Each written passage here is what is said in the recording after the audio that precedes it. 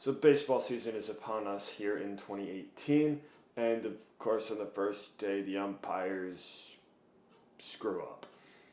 Clearly the Toronto Blue Jays first baseman's foot was off the bag.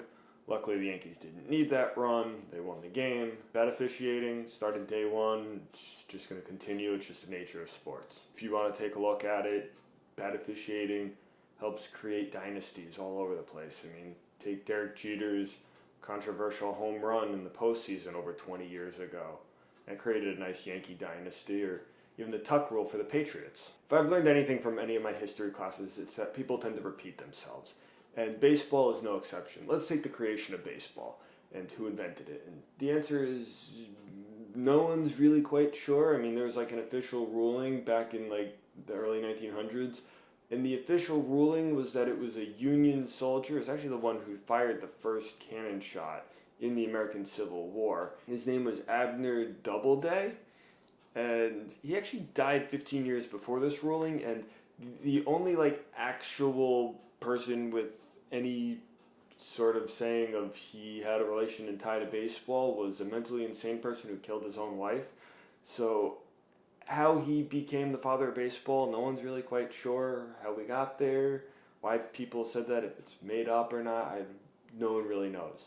Now, like I said, there was an actual ruling saying it was Abner Doubleday, but the other side of that was it was sort of like a derivative from a UK game called Rounders, which I did some research and it is kind of similar. I mean, look it up a little bit. I mean, there's a whole bunch of different rules and whatnot. And it's obviously different from baseball. It seems sort of like a cross between baseball and cricket a little bit.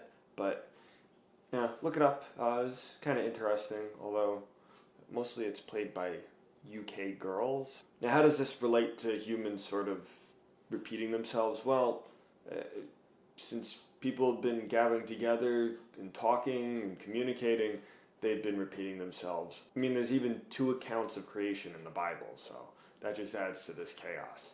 So what does this mean? It means you can't take who invented baseball literally. I mean, it's been around for so many years, for generations, and it's just going to keep staying. And it doesn't really matter, unless if it's a final question in Jeopardy, then it does matter.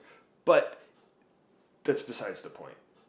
Baseball is played in Major League Baseball for 162 games in a year. So basically from March all the way through November, there are baseball games. No other sports league is like that, where you just got game after game after game every single day for all those months in a row. It's impressive. These guys are always on TV. There's always coverage for it. Tops in the highlights. Baseball's here to stay. Some people say it's just a bunch of standing around, but clearly, if people are showing up and watching games on TV for 162 plus games a year, clearly baseball must be important and must be America's pastime. In an age where athletes are getting bigger and stronger than athletes in years past, it's going to be sports like football and hockey that are phased out because of severe brain injuries. Yes, there's going to be line drives to the head for pitchers. Guys are going to run into the walls, but that's just how it is. Yes, rules have changed over the generations, but it's basically been for the better, and there's only so much you can change in football and hockey before it's just like, tag, you're down. So here's to the 2018 baseball season. Go Yankees, go Dodgers, happy Easter, I'll see you Thursday.